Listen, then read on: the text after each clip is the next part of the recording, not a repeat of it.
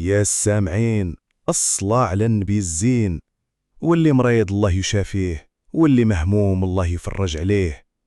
قربوا لهنا، زعموا القدام، ضربوا لي الطعريجة وجمعوا الوقفة.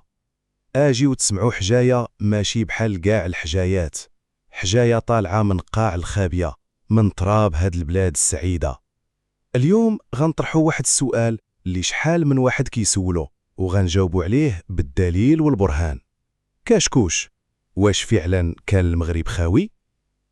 شحال هادي جاو عنا شي وحدين من داك الجهة، مستعمرين ومؤرخين ديالهم، وبغاو يبيعوا لينا واحد الكذبة كبيرة. قالوا لينا اودي هاد شمال افريقيا والمغرب راه كان غير ارض خلاء، تيغانوليوس، ارض خاوية على عروشها، ما فيها لا حضارة لا ثقافة لا عمارة. الناس كانوا عايشين غير في المغارات، حتى جاو الفينيقيين من الشرق، عاد جابوا معاهم الحضارة وعلموكم تزرعوا وتبنيوا. هاد الهضرة بقات كتدور في كتب التاريخ بحال شي خرافة، وتيقوها بزاف ديال الناس، حتى نطق التراب وخرجوا ولاد البلاد علماء الآثار المغاربة ونفضوا الغبرة على الحقيقة المخبية. وحلوا ودنيكم مزيان يا الحاضرين، في واحد البلاصة عالية كتطلع على واد لاو حدا تطوان الحمامة البيضاء، كاين واحد الموقع سميتو كاشكوش. تماك الأستاذ وعالم الآثار المغربي يوسف بوكبوت مع الباحث الشاب حمزة بن عطية وواحد الفرقة ديال العلماء تبارك الله عليهم بقاو كيحفروا في داك الجبل. إوا شنو لقاو كنز ما كيتقدرش بمال الدنيا.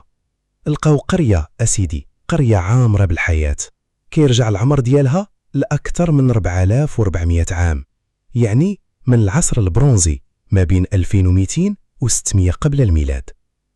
واش عرفتوا شنو كيعني هاد الشيء؟ كيعني باللي قبل ما يشقوا الفينيقيين البحر ويجيو عندنا بقرون طويلة، جدودنا في هاد الأرض كانوا حريفية ومالين الشان والمرشان. في كاشكوش لقاو ديور مبنيين بالطين والقصاب والخشب، ولقاو حفر محفورة في الصخر كانوا كيخزنوا فيها الزراع والشعير والقطاني بحال المطامير ديال بصح. الناس ديال كاشكوش كانوا فلاحين واعرين، كيربيو الغنام والبقار والماعز وكيعجنوا ويصيبوا الفخار ديالهم بيديهم. وماشي غير هاد الشيء، سبحان من علم الإنسان ما لم يعلم، لقاو عندهم حتى النحاس والبرونز. لقاو قطعة ديال البرونز القصديري كترجع ل 1100 قبل الميلاد، وهي أقدم دليل على استعمال هاد المعدن في كاع شمال إفريقيا من غير مصر. شفتوا دابا المغرب عمرو ما كان خاوي.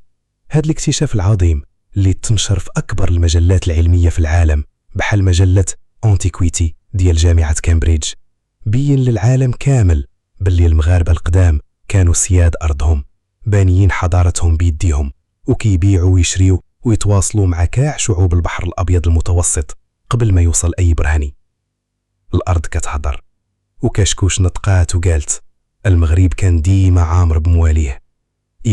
الله يرحم من قرا ووعى، والله يخلف على علمائنا اللي نورونا ورجعوا لنا الاعتبار. وهذه حكايتنا باش ديما تبقاو رافعين ريوسكم بتاريخ بلادكم المجيد. واللي عجبته الحلقة يصلي على رسول الله.